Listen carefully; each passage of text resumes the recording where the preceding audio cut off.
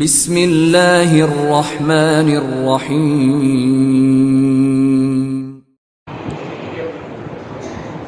السلام عليكم ورحمة الله وبركاته. الحمد لله رب العالمين، والصلاة والسلام على أشرف المرسلين وعلى آله وصحبه وسلم. إن الحمد لله نحمده ونستعينه ونستغفره ونؤمن به ونتوكل عليه، ونعوذ بالله من شرور أنفسنا ومن سيئات أعمالنا. من يهده الله فلا مضل له ومن يضلله فلا هادي له، وأشهد أن لا إله إلا الله وحده لا شريك له، وأشهد أن محمدا عبده ورسوله. قال الله تعالى: يا أيها الذين آمنوا اتقوا الله حق تقاته ولا تموتن إلا وأنتم مسلمون. وقال تعالى أيضا: يا أيها الناس اتقوا ربكم الذي خلقكم من نفس واحدة وخلق منها زوجها وبث منهما رجالا كثيرا ونساء، واتقوا الله الذي تساءلون به والأرحام إن الله كان عليكم رقيبا. وقال تعالى أيضا: يا أيها الذين آمنوا اتقوا الله وقولوا قولا سديدا يصلح لكم أعمالكم ويغفر لكم ذنوبكم، ومن يطع الله ورسوله فقد فاز فوزا عظيما. صدق الله العلي العظيم. قال نبينا صلى الله عليه وسلم: فإن أصدق الحديث كتاب الله، وخير الهدي هدي محمد صلى الله عليه وسلم، وشر الأمور محدثاتها، وكل محدثة بدعة، وكل بدعة ضلالة، وكل ضلالة في النار. வார்த்தைகளில் சிறந்தது எல்லாருடைய வார்த்தை என்றும், வழிகாட்டுதலில் சிறந்தது நபிகள் நாயகம் ஸல்லல்லாஹு அலைஹி வஸல்லம் அவர்களுடைய வழிகாட்டுதல் என்றும், காரியங்களில் மிக மிக கெட்டது மார்க்கத்தில் பொதுமையை உண்டாக்குவது. ஒவ்வொரு பொதுமையான காரியமும் வழிகேடுகள் அனைத்தும் உங்களை நரகில் கொண்டு போய் சேர்க்கும் என்று நமது நபி ஸல்லல்லாஹு அலைஹி வஸல்லம் அவர்கள் தங்களுடைய ஒவ்வொரு சொற்களிலும் இந்த மனித சமுதாயத்திற்கு ஞாபகப்படுத்தியதை இந்த நல்ல சந்தர்ப்பத்தில் இங்கு ஒன்று கூடியிருக்கின்ற உங்களுடைய சிந்தனையும் ஆர்வமாக இந்த நபிமொழியை ஞாபகப்படுத்தி எனது உரையை ஆரம்பம் செய்கிறேன். அல்ஹம்துலில்லாஹ்.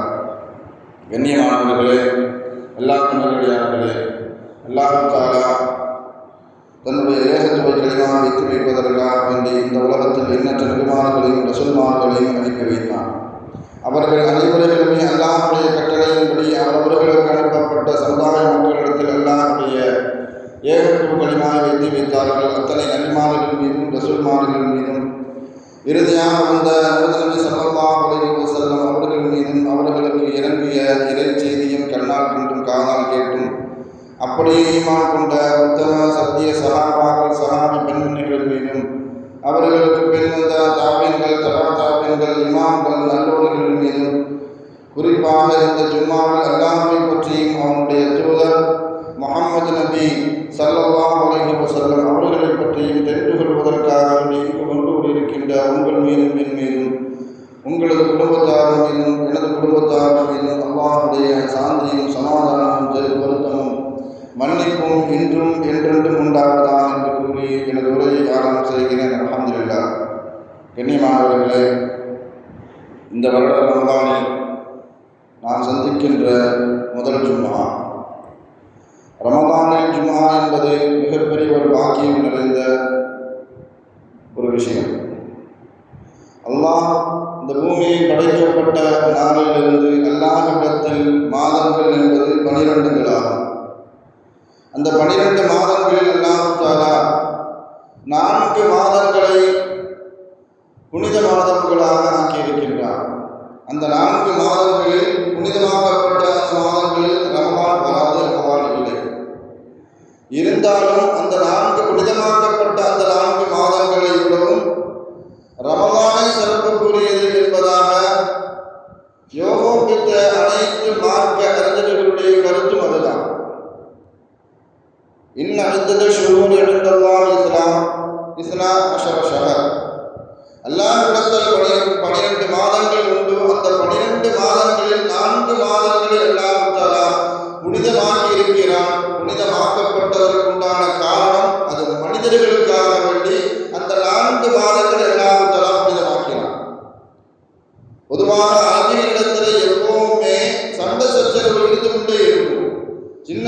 விஷயங்களுக்காக வேண்டி, சின்ன சின்ன காரியங்களுக்காக வேண்டி அவர்கள் சண்டை செய்வார்கள், போர் செய்வார்கள்.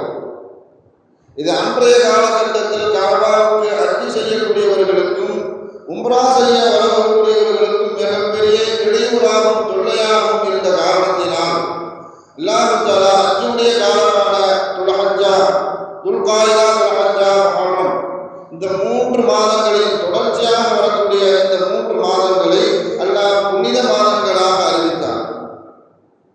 அதே போன்று உம்ரா செய்யக்கூடியவர்களுக்கும் தொல்லை இல்லாமல் தங்களுடைய வீடு திரும்ப வேண்டும் என்பதற்காக வேண்டி ரஜப் மாதத்திலும் புனித மாதமாக அல்லாஹ் தஆலா அறிவித்தார். இந்த 4 மாதங்களில் அல்லாஹ் தஆலா ரமலானை புனிதப்படுத்தவில்லை, மாறாக சிறப்புப்படுத்தினார். ரமலானை அறிவிக்கும் பொழுது, ரமலானை அடையாளப்படுத்தும் பொழுது அல்லாஹ் அந்த மாதத்தில் நான் குர்ஆனை இறக்கி வைத்தேன் என்பதாக அல்லாஹ் சொல்லி காட்டுவார்.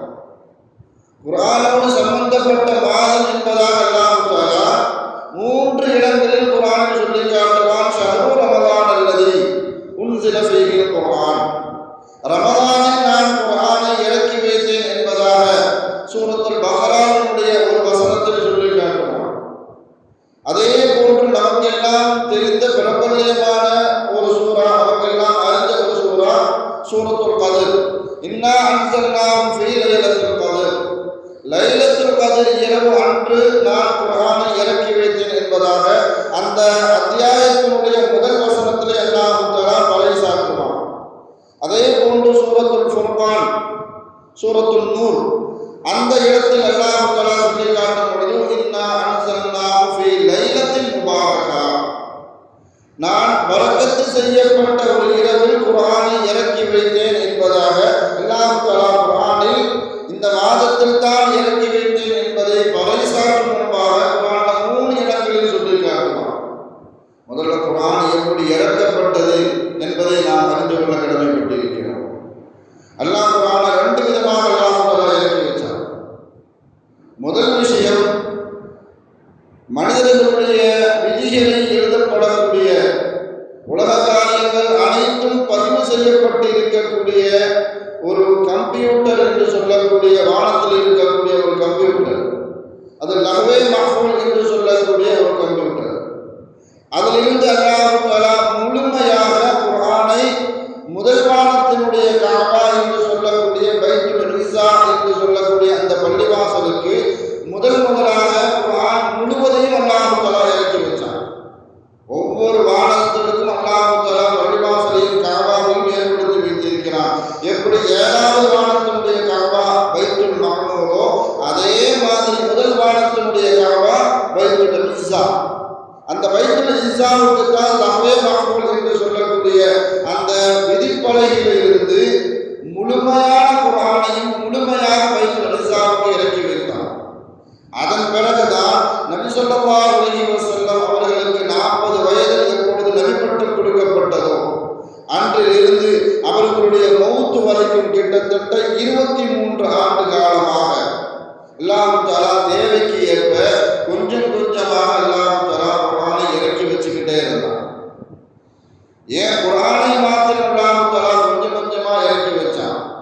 அதுக்கு முந்தின வேதங்கள் அனைத்துமே, தௌராத், இஞ்சி, ஜபூர், அதற்கு முன்னாடி கொடுக்கப்பட்ட சுஹஃபுகள் அனைத்தையுமே அல்லாஹ் தஆலா அந்த நபிமார்களுக்கு, தௌராத்தை மூசா அலைஹிஸ்ஸலாம் அவர்களுக்கு முழுமையாக அல்லாஹ் தஆலா இறக்கி வைத்தான்.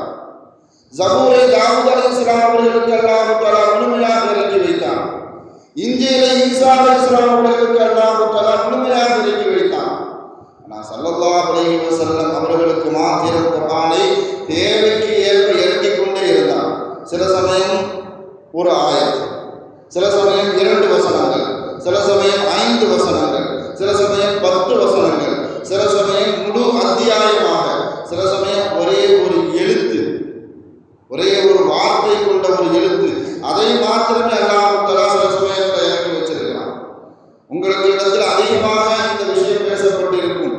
போர் சம்பந்தமான விஷயங்களில் போர் செய்தவரும் போர் செய்யாதவர்களும் சமமாக ஆக மாட்டார்கள் என்ற ஒரு வசனத்தில் அல்லாஹ் தஆலா சூரத்துல் நிசாவில் இறக்கி அருளும் பொழுதுதான் கண்ணு தெரியாத சஹாபியான அப்துல்லா இப்னு உம்மு மக்தூம் ரலியல்லாஹு ஸல்லல்லாஹு அலைஹி வஸல்லம்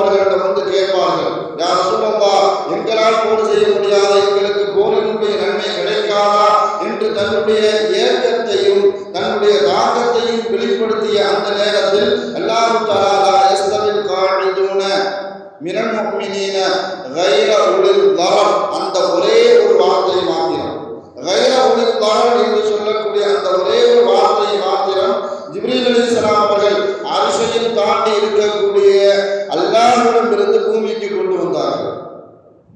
அதே மாதிரி மினல் ஃபஜ்ர் என்று சொல்லக்கூடிய ஒரு வார்த்தை. இந்த வார்த்தையின் குர்ஆன்ல அந்த வசனம் இறக்கி வந்த பிறகு அல்லாஹ் தஆலா இந்த வார்த்தையை செய்வார். இந்த வார்த்தை சேர்க்கப்பட்டதனுடைய பின்னணி வரலாறு தெரிந்து கொண்டால் ரொம்ப சுவாரஸ்யமாக இருக்கும்.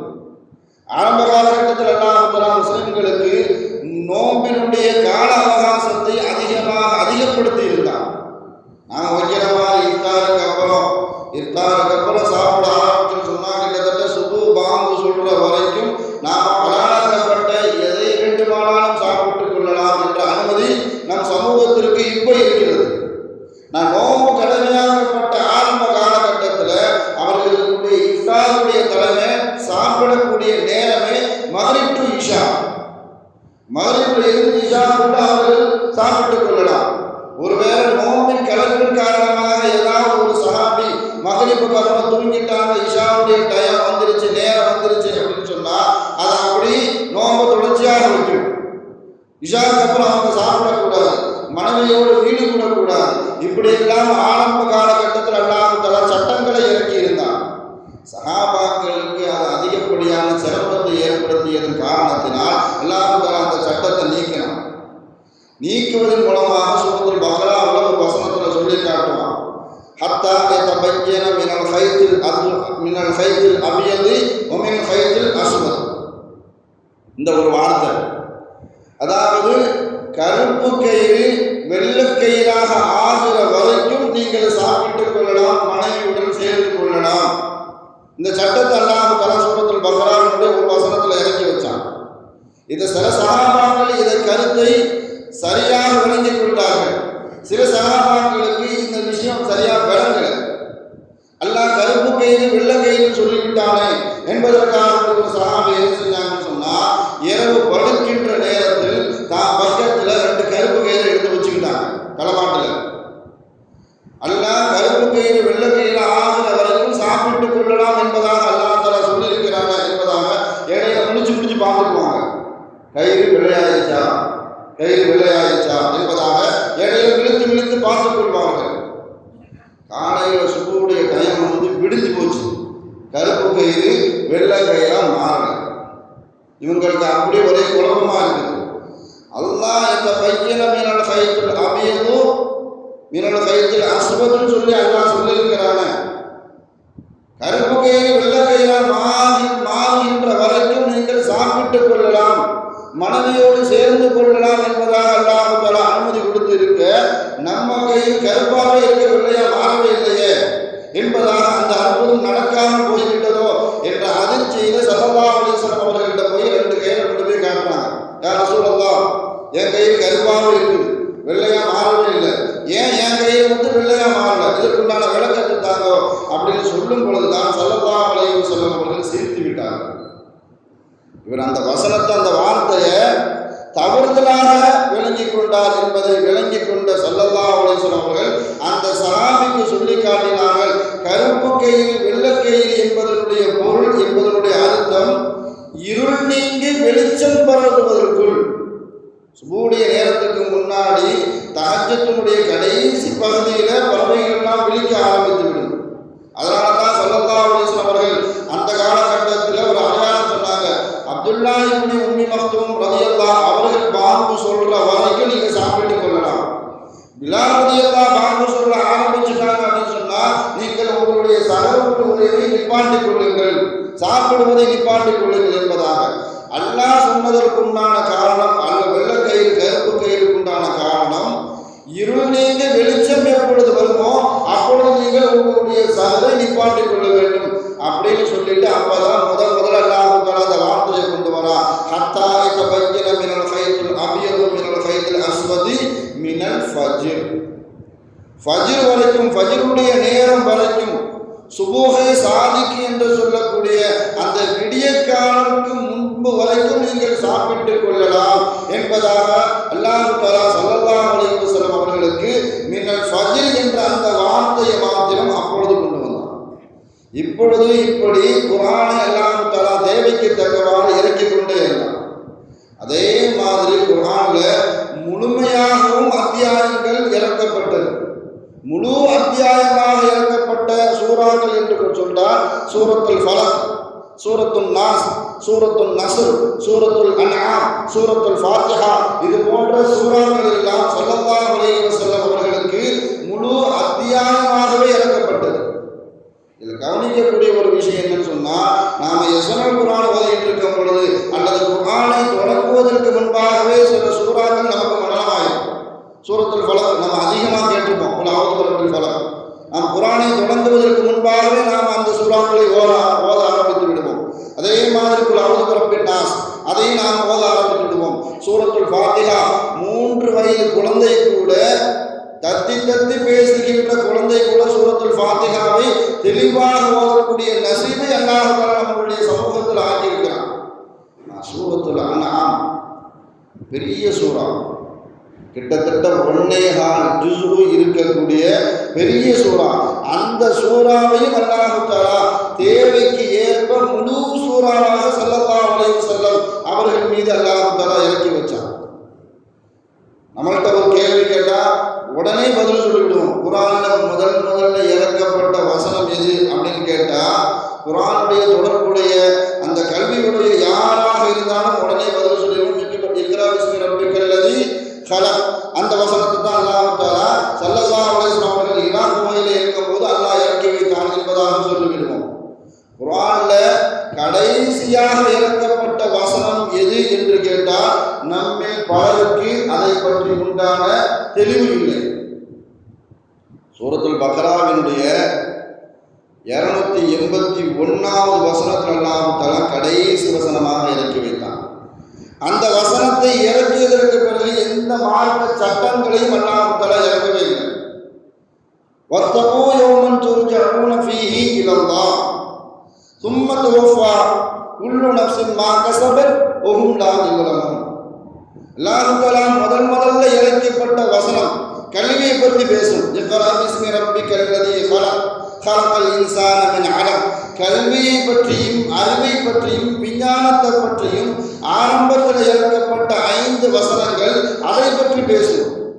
நான் கடைசியாக அல்லாஹ்வால் இறக்கப்பட்ட கடைசி வசனம் சூரத்து பக்ராவினுடைய 281வது வசனம் எதை பற்றி பேசும் என்றால், அந்த கல்வியை சரியாக புரிந்து கொண்டால், அறிவை சரியாக பயன்படுத்தினால் நீங்கள் என்ன செய்ய வேண்டும்? உங்களிடத்தில் இறையச்சம் வர வேண்டும்.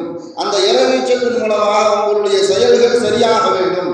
அதன் மூலமாக நீங்கள் அல்லாஹ்விடத்தில் மறுபடியும் மீட்டப்படுவீர்கள். கியாமத்தில் யாருக்கும் அல்லாஹ் தஆலா அநீதம் செய்ய மாட்டான் என்ற அல்லாஹ்வின் பக்கம் மீளக்கூடிய அமல்களை அதிகப்படுத்தக்கூடிய இறையச்சத்தை தூண்டக்கூடிய வசனத்தை அல்லாஹ் தஆலா இறுதியாக இறக்கி வைத்தான். அல்லாஹ் தஆலா ஒட்டுமொத்தமாக சில அத்தியாயங்களை இறக்கி வைத்தான் என்றால், முதலாக முழுமையான அத்தியாயமாக இறக்கி வைக்கப்பட்ட ஒரு சூரா அத்தியாயம் என்றால் அது சூரத்துல் ஃபாத்திஹா. முதல்ல முழுமையாக அல்லாஹ் தஆலா ஸல்லல்லாஹு அலைஹி வஸல்லம் அவர்களுக்கு ஒரு சூறாவே, ஒரு அத்தியாயமே முழுமையாக இறக்கி வைத்தான். அதே மாதிரி கடைசியாக இறக்கி வைக்கப்பட்ட முழுமையான அத்தியாயம் என்றால் அது சூரத்துன் நஸ்ர். இதா ஜா நஸ்ருல்லாஹி வல் ஃபத்ஹ் என்று தொடங்கக்கூடிய சூரத்துன் நஸ்ரை தான் அல்லாஹ் தஆலா முழுமையாக கடைசியாக அல்லாஹ் தஆலா இறக்கி வைத்தான். இந்த சூரா இறக்கப்பட்ட நேரத்தில் சஹாபாக்களுக்கெல்லாம் அதிகப்படியான மகிழ்ச்சி, அதிகப்படியான சந்தோஷம். ஏன்னு சொன்னால் அந்த சூராவினுடைய ஆரம்பத்தை நாம் வாசித்து பார்த்தால் தெரியும். இதா ஜா நஸ்ருல்லாஹி வல் ஃபத்ஹ், அல்லாஹ்வுடைய உதவியும் வந்துவிட்டால் அல்லாஹ் நமக்கு வெற்றியை தருவான்.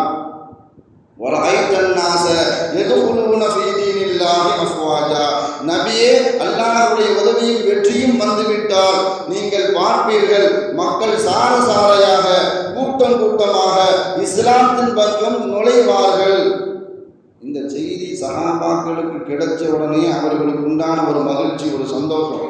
எல்லாரும் மகிழ்ச்சியாக இருக்கிறாங்க. அபூபக்கர் சித்தீக் ரலியல்லாஹு அவர்கள் மாத்திரம் கவலையாக இருக்கிறார்கள். நீங்க ஏன் கவலையாக இருக்கிறீங்க? அல்லாஹ் சந்தோஷமான ஒரு அத்தியாயத்தை தானே ஸல்லல்லாஹு அலைஹி வஸல்லம் அவர்களுக்கு இறக்கி வைத்தான் என்பதாக சொல்லி காட்டும் பொழுது நீங்கள் அந்த அத்தியாயத்தினுடைய ஆரம்பத்தை நான் அந்த சூறாவினுடைய அந்த அத்தியாயத்தினுடைய கடைசியை பார்க்கிறேன்னு சொன்னாங்க. அல்லாஹ் கடைசியா முடிக்கும் பொழுது ஃபஸப்பிஹ் பிஹம்தி ரப்பிக வஸ்தக்ஃபிரு இன்னஹு கான தவ்வாபா. நபியே, நீங்கள் அதிகப்படியாக அல்லாஹ்வை துதித்துக் கொள்ளுங்கள், அல்லாஹ்விடத்தில் பாவ மன்னிப்பு தேடிக் கொள்ளுங்கள், அல்லாஹ் தௌபாவை ஏற்றுக்கொள்ளக்கூடியவனாக இருக்கிறான். இதுல என்ன இருக்குது அப்படின்னு கேட்கிறாங்க அபூபக்கர்ட்ட. இது ஸல்லல்லாஹு அலைஹி வஸல்லம் அவர்களுடைய மௌத்து செய்தி இருக்குதுன்னு சொன்னாங்க. என்ன சொன்னா, நபிமார்களுடைய வேலையே மக்களுக்கு மத்தியில் தீனுல் இஸ்லாத்தை பரப்பிவிட்டால், மக்கள் எல்லாம் இஸ்லாத்தின் பக்கம் வந்துவிட்டால் நபிமார்களுக்கு தான் வந்த வேலை முடிந்து விட்டது. அதை உணர்த்தும் முகமாகத்தான் இஸ்லாத்திற்குள்ள சாலசாலையான மக்கள் நுழைய ஆரம்பித்து விட்டால், நபியே உங்களுக்கு இந்த உலகத்துல வேலை இல்லை, அதனால தான் நீங்கள் அல்லாஹ்வை அதிகப்படியாக புகழுங்கள், அல்லாஹ்விடத்தில் தஸ்பீஹ் செய்யுங்கள், அல்லாஹ்விடத்தில் தௌபா செய்யுங்கள், அல்லாஹ் உங்களுடைய தௌபாவை ஏற்றுக்கொள்வான் என்ற மரண செய்தியை நான் பார்க்கிறேன் என்பதாக அபூபக்கர் சித்தீக் ரலியல்லாஹு சஹாபாக்களிடத்தில் கவலையாக சொல்லி காட்டினார்கள். ஸல்லல்லாஹு அலைஹி வஸல்லம் அவர்களுக்கு வஹி இறங்குன்னு சொன்னா 7 விதமாக இறங்கும். 7 விதத்தில் அல்லாஹ் தஆலா தன்னுடைய வசனங்களை 7 விதமாக இறக்கி வைப்பான். அந்த 7 விதத்திலேயே ஒரு விதம் மணி ஓசை சப்தம் உடைய ஒரு வகை. அந்த வகை வர நேரத்தில் மாத்திரம் ஸல்லல்லாஹு அலைஹி வஸல்லம் அவர்கள் பதட்டம் அடைவார்கள். அதே மாதிரி அவர்களுடைய உடல் கனத்துவிடும், அவர்களுடைய உடல் பாரமாகிவிடும், அவர்களே ஒரு வித்தியாசமாக தெரிவார்கள் என்பதாக சஹாபாக்கள் எல்லாம் சொல்லுவார்கள். ஹதீஸில் அந்த வகையை பற்றி சொல்லி காட்டும் பொழுது மிஸ்ர சல்சலத்தில் ஜரஸ், மணி சப்தம் போல் வரக்கூடிய, மணி சப்தத்தினுடைய ஓசை போல் வரக்கூடிய அந்த வகை வரும் பொழுது ஸல்லல்லாஹு அலைஹி வஸல்லம் அவர்களுடைய உடல் அப்படி கனத்து விடும், அப்படி பாரமாகிவிடும். ஸல்லல்லாஹு அலைஹி வஸல்லம் அவர்கள் ஒட்டகத்தின் மீது இருந்தால் கூட இந்த வகை வரும் பொழுது அவர்கள் இருக்கின்ற ஒட்டகம் அவர்களுடைய பாரம் தாங்க முடியாமல், அவருடைய கனம் தாங்க முடியாமல் அப்படியே கீழே உட்கார்ந்து வகை. இந்த முறை வகையில் வர சொல்ல மாத்திரம் யாருமே எந்த வேலையும் செய்ய முடியாது. ஒட்டகமே அப்படி அவர்களுடைய பாரத்தால் உட்கார்ந்து விடும், ஒரு அடி அசைய முடியாது. அந்த அளவுக்கு ஸல்லல்லாஹு அலைஹி வஸல்லம் அவர்கள் பாரமாகி விடுவார்கள். ஸைத் இப்னு சாபித் ரலியல்லாஹு என்று சொல்லக்கூடிய ஒரு சஹாபி, அவர்கள் மடியில ஸல்லல்லாஹு அலைஹி வஸல்லம் அவர்கள் தலையை வைத்து படுத்திருந்தார்கள். இப்போ சொல்லக்கூடிய மனை ஓசை போன்று கேட்கக்கூடிய அந்த வகை இறங்க ஆரம்பிச்சிருச்சு. இறங்க ஆரம்பித்தவங்க ஸல்லல்லாஹு அலைஹி வஸல்லம் அவர்களுடைய தொடையை விட்டு எழுந்திருக்கல. ஸைத் இப்னு சாபித் ரலியல்லாஹு சொல்லி காட்டினார்கள், என் தொடை அப்படி நசுங்கி வெடித்து விடுமோ, அப்படி தூளாக ஆகிவிடுமோ என்று பயந்து விட்டேன் நான். அந்த அளவுக்கு ஸல்லல்லாஹு அலைஹி வஸல்லம் அவர்கள் அப்படி கனத்தார்கள், பாரமாக இருந்தார்கள் என்பதாக ஸைத் இப்னு சாபித் ரலியல்லாஹு சொல்லி காட்டுவார்கள். ஆயிஷா ரலியல்லாஹு தஆலா அவர்கள் சொல்லி காட்டுவார்கள், இந்த வகை இறங்கும் பொழுது அது குளிர்காலமாக இருந்தால் கூட ஸல்லல்லாஹு அலைஹி வஸல்லம் அவர்கள் குளித்தது போல் சொட்டு சொட்டாக வியர்வை கொட்டி கொண்டே இருக்கும். இந்த முறை வகை வரும் பொழுது ஏன்னா அல்லாஹ் குர்ஆன்ல அவனுடைய வார்த்தையினுடைய கனபுஷ்டியை பற்றி சொல்லி காட்டும் பொழுது இன்னா சனுத்தி அலைக கௌலன் சதீலா, நபியே உங்கள் மீது நான் ஒரு கனமான வார்த்தையை இறக்கப் போகின்றேன் என்பதாக சொல்லிட்டு தான் அல்லாஹ் தஆலா ஸல்லல்லாஹு அலைஹி வஸல்லம் அவர்களுக்கு வஹீயை அல்லாஹ் தஆலா இறக்குவான். அதனால தான் இந்த வகை முறையில் வகை இறங்கும் பொழுது மாத்திரம் ஸல்லல்லாஹு அலைஹி வஸல்லம் அவர்கள் அப்படி பாரமாக மாறிவிடுவார்கள். அவர்களுடைய உடல் அப்படி கனத்து விடும். சூரத்துல் பக்ராவை பற்றி நான் ஆரம்பத்தில் சொல்லிட்டு இருந்தேன். குர்ஆனிலேயே மிகப்பெரிய அத்தியாயம் என்றால், மிகப்பெரிய சூரா என்றால் சூரத்துல் பக்ரா. கிட்டத்தட்ட 2.5 ஜுஸுக்குடைய அளவில் இருக்கக்கூடிய ஒரு சூரா, அதிகப்படியான வசனங்கள் கொண்ட ஒரு சூரா, குர்ஆனிலேயே பெரிய வசனம் இருக்கக்கூடிய ஒரு சூரா. கடன் வாங்குதல் கொடுத்துதல் சம்பந்தமான வட்டியை பற்றி பேசக்கூடிய ஒரு சூரா. அந்த சூறாவோட அடிப்படையில் இருக்கக்கூடிய ஒரு வசனம் சூரத்துல் பக்ராவில் இருக்கிறது. குர்ஆனிலேயே சிறந்த வசனம் என்று சொல்லக்கூடிய ஆயத்துல் குர்சி அது சூரத்துல் பக்ராவில்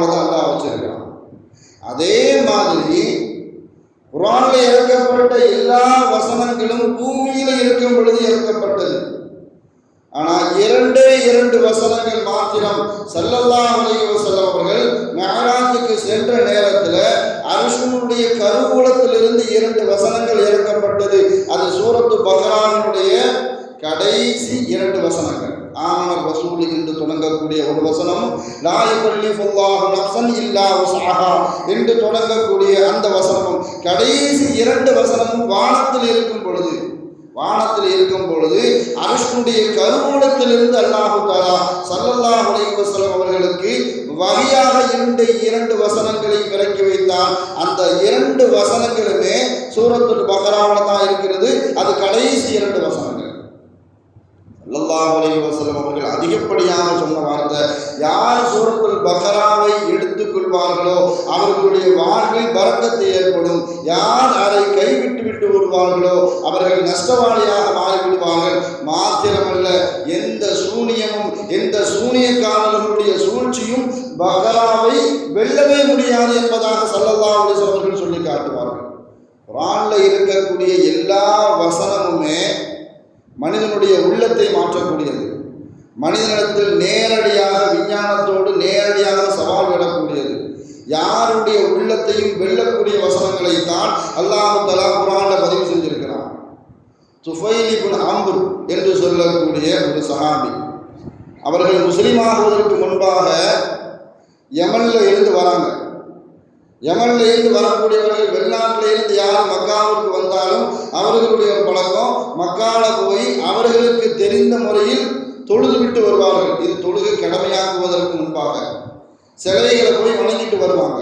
அப்ப அவர்கள் மக்காவுக்குள்ள வந்தவொன்னா அவர்களிடத்தில் சொல்லப்பட்ட ஒரு செய்தி, முஹம்மது ஸல்லல்லாஹு அலைஹி வஸல்லம் என்ற ஒரு மனிதர் இருக்கிறார், அவர் சொல்றது நீங்க எதையுமே கேட்காதீங்க, நாங்க அவர் சொல்றதை எதையும் கேட்க மாட்டோம், அவருடைய வார்த்தை ஏதாவது எங்களுடைய காதில் விழுந்து விடுமோ என்பதற்காக வேண்டி எங்க காதலை பஞ்ச வச்சு அடைத்துக் கொள்வோம், நீங்களும் பஞ்ச வச்சு அடைச்சிக்கங்க என்பதாக துஃபைல் இப்னு அம்ர் என்று சொல்லக்கூடிய அந்த மனிதரிடத்துல மக்காவாசிகள் கூறுகிறார்கள்.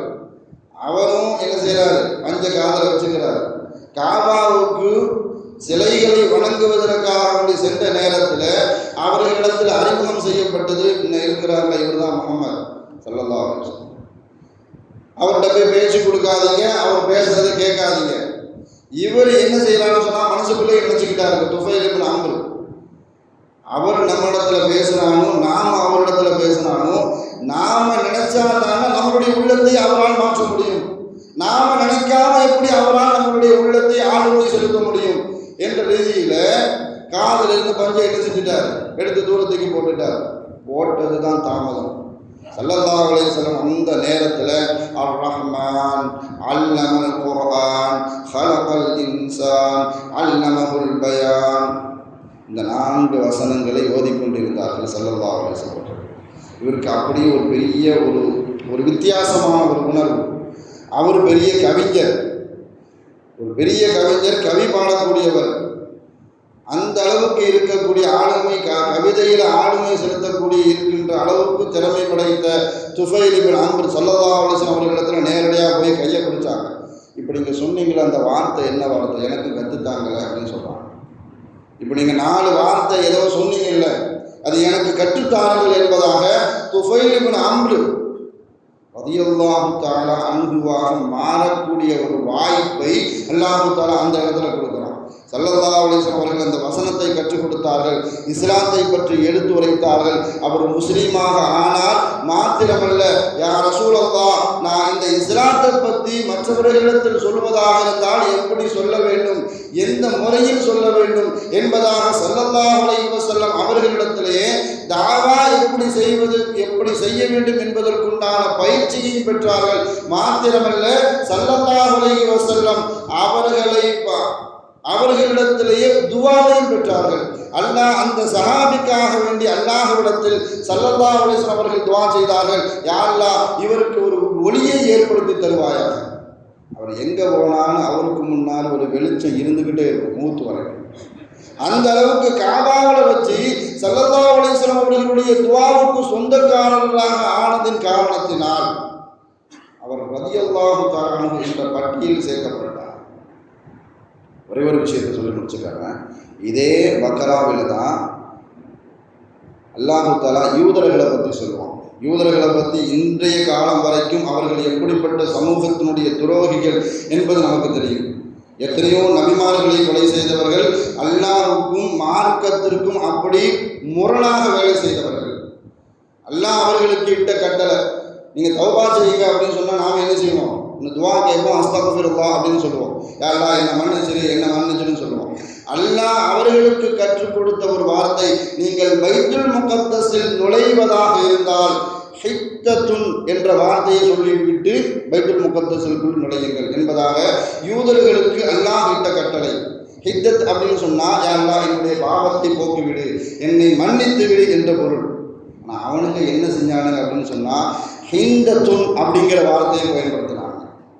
ஹித்தத்துன்னு சொன்னால் யா அல்லாஹ் என்னை மன்னிச்சிரு அப்படிங்கிற அர்த்தம். ஆனால் அவனுங்க பயன்படுத்திய வார்த்தை ஹிந்தத்துன். ஹிந்தத்துன்னு சொன்னால் கோதுமை. பைத்துல் முகத்தஸில் நுழையும் பொழுது கோதுமை கோதுமை கோதுமைன்னு என்ன செஞ்சுறாங்க? சொல்லிக்கிட்டே உள்ளே போனாங்க. அதே மாதிரி அல்லாஹ் தஆலா அவர்களிடத்தில் இட்ட கட்டளை, நீங்கள் பைத்துல் முகத்தஸில் நுழைவதாக இருந்தால் சஜதா செய்து கொண்டு அதன் பிறகு நீங்கள் உள்ளே நுழையுங்கள் என்பதாக. ஆனால் இவனுங்க என்ன செஞ்சாங்கன்னு சொன்னால், அவர்களுக்கு அனுப்பப்பட்ட நபிக்கு மாற்றமாகவும் அல்லாஹ்வுடைய கட்டளைக்கு மாறு செய்ய வேண்டும் என்பதற்காக வேண்டிய தன்னுடைய பித்தட்டை வைத்து பின்புறமாகவே என்ன செய்தார்கள்? பைத்துல் முகத்தஸில் தவழ்ந்து பின்னாடியே போனார்கள். இதன் காரணத்தினாலேயே இன்று வரைக்கும் பைத்துல் முகத்தஸை அவர்களால் முழுமையாக அடைய முடியவில்லை. அப்படிப்பட்ட தண்டனை அல்லாஹ் தஆலா கொடுத்துட்டான். வரலாற்றிலும் சரி, சமூகத்திலும் சரி, குர்ஆனிலும் சரி, அவர்களுடைய வேதத்திலும் சரி, மிகப்பெரிய துரோகிகளாகத்தான் அல்லாஹ் தஆலா இன்று வரைக்கும் பதிவு செய்திருக்கிறான். அல்லாஹ் தஆலா நாம் வாழக்கூடிய காலகட்டத்தில் குர்ஆனை முழுமையாக பின்பற்றி அதை அறிந்து பின்பற்றக்கூடிய நல்ல மக்களில் அல்லாஹ் தஆலா நம் அனைவரையும் ஆக்கி அருள் புரிவானாக. வாழும் காலமெல்லாம் மருத்துவமனை கஷ்டங்கள், அதன் செலவுகள், சிரமங்கள் அனைத்தை விட்டும் அல்லாஹ் நம்மை பரிபூர்ணமாக பாதுகாப்பானாக. வாழும் காலமெல்லாம் நோய் நொடிகள் இல்லாமல் உடல் ஆரோக்கியத்தோடு மன நிறைவோடு இன்பத்தோடு அல்லாஹ்வை நின்று வணங்கி வழிபட்டும் வாழும் நசீபை எல்லாம் அல்லாஹ் உங்களுக்கும் எனக்கும் நம்மை ஈண்டெடுத்த தாய் தந்தையர்களுக்கும் நம் மனைவி மக்கள் உற்றார் உறவினர் யாவருக்கும் கொடுத்த அருள் புரிவானாக என்று எனது வார்த்தையை நோக்கி செய்கிறேன். வாஹிரு தாவானா அல்ஹம்துலில்லாஹி.